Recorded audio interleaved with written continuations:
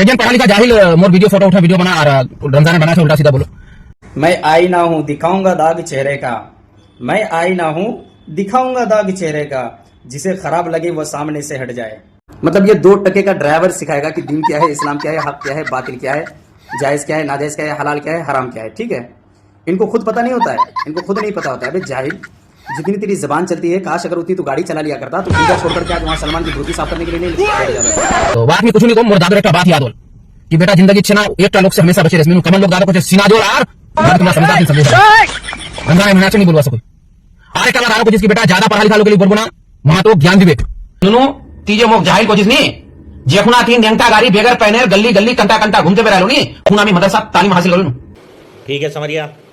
और इल्मी तौर पर हम उनका मुकाबला नहीं कर सकते हैं क्योंकि वो आलिम है, हम आलिम नहीं है। चलो इन दोनों बातों से तो ये साबित हो गया कि जाहिलों के अंदर भी अगर कोई जाहिल हो सकता है तो वो नौशाद जाहिल है। तो अभी कहाँ जा रहे हैं आप लोग? क्योंकि जाहिल दादा ने जाहिल पोते को एक वाकया दिया है, वो बयान कर रहा है, वो सुनते हुए जाए। 1 मिनट रुक जाए। आज ये बिल्कुल पढ़ा लिखा नहीं छना वहाली बोलना वहां तो ज्ञान दिवे जे ज्यादा पढ़ा लिखा है वहां तो दुनिया पढ़ा लिखा है दुनिया ज्ञान दिवे और दीनी तालीम इस्लामिक पढ़ा लिखा है हाँ तो वहां तो आखिर तक ज्ञान दिवे। आज ये बिल्कुल पढ़ा लिखा नहीं वहां तो दुनिया हालात अपना कस्मकस अपना मेहनत अपना ईमानदारी कमन के मिट्टी करी वहां तो दुनिया ज्ञान दिवे वहां से तो बहुत कुछ सीखवा मिले। लेकिन बेटा जिंदगी ये जन लोग से हमेशा बचिस जे आधा पढ़ा लिखा बचे ना बाहर बदली कभी ना दे। तुम्हारे दादा की इस वाकये से मुझे एक बात और भी सीखने को मिली है, वो ये बात है कि तुम्हारे दादा ने जो बात कही थी ना वो दोगलापन वाली बात नहीं कही थी। वो इन्होंने क्या कही थी कि इल्म वाले के पास बैठोगे तो इल्म मिलेगा, जाहिलों के पास बैठोगे तो जिहालत भरी बातें मिलेगी। तो उन दोनों में से तुम्हारे अंदर दोनों चीजें मौजूद नहीं है।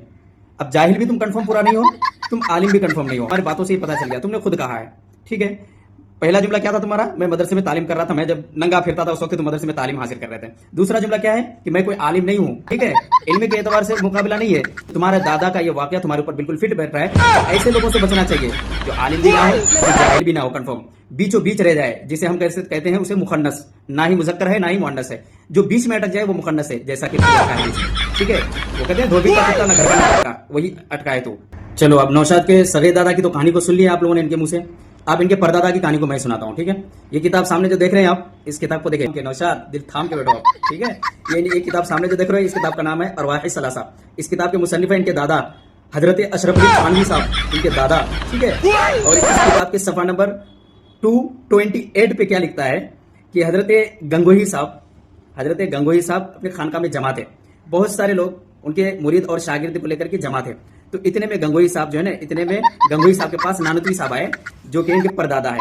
नानतवी साहब आए और आने के बाद जो है ना गंगोही साहब उसको जो है ना मोहब्बत भरे अंदाज में उनके साथ बातें करने के बाद उसको चारपाई पे लिटाते हैं। क्या करते हैं? चारपाई पे लिटाते हैं। चारपाई पे लिटाने के बाद वो मोहब्बत भरे अंदाज से उनसे बातें करते हैं। और फिर क्या किया कि उनके सीने पे हाथ फेरा इनके दादा, उनके सीने पे हाथ फेरा। हाथ फेरने के बाद यहां तक कि उनके साथ बदफेली भी किया। कासिम नानतवी साहब ने क्या कहा कि हजरत लोग क्या कहेंगे, इनके दादा नौशाद के दादा लोग क्या कहेंगे। तो पता है नौशाद के परदादा ने क्या कहा कि मियां लोगों को क्या है, लोगों को कहने दो जो कहना है। तो वही बात है कि कौम लूत तो खत्म हो गई, कौम लूत फना हो गई, बर्बाद हो गई, तबाह हो गई। लेकिन कौम लूत के कुछ नस्ल आज भी मौजूद है हिंदुस्तान के अंदर। ठीक है, जिनमें से नौशाद भी आता है। नौशाद भी उन्हीं की नस्ल से है।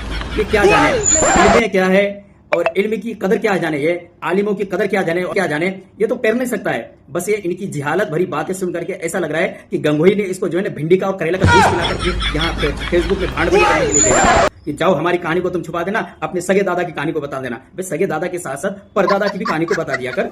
ठीक है, ताकि हमें भी पता चले कि तेरे परदादा कितने पानी में थे और तेरे सगे दादा कितने पानी में है और तू कितने पानी में। ठीक है, और दूसरा जुमला क्या कहा कि राहत बेगम ने मेरे दादा की बात को सही किया। देखो राहत बेगम तो बहुत अच्छा नाम दिया तुमने मेरे को। ठीक है, बेगम को कोई गम नहीं होता है तुमसे।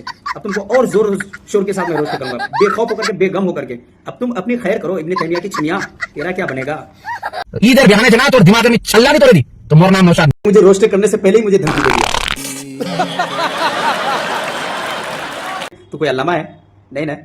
नहीं तो क्यों रंडीबाज बनता है? जाहिल क्यों बनता है? तुझे शर्म नहीं आती है? जब तू आलिम भी नहीं है, ढंग से जाहिल भी नहीं है, तो तेरे दादा की वाकया तो तेरे ऊपर से फिट हो रहा है। और दूसरे परदादा की कहानी को मैंने सुना दिया है। ठीक है, अगर कोई जवाब हो तो परदादा के ऊपर तुम अपने परदादा की दिफा कर लो आकर के कि तेरे परदादा ने आपस में सेक्स खेल के गए हैं। मजा आया और मैं ये जो मजा है हिंदुस्तान के हर व्यक्ति को देना चाहता हूं। ऐसी ही वीडियो देखने के लिए हमारे YouTube चैनल अपना नूरी नेटवर्क 90 पे जाएं, वहाँ जा कर के सब्सक्राइब ज़रूर कर लें, बेल आइकन ऑन कर लें।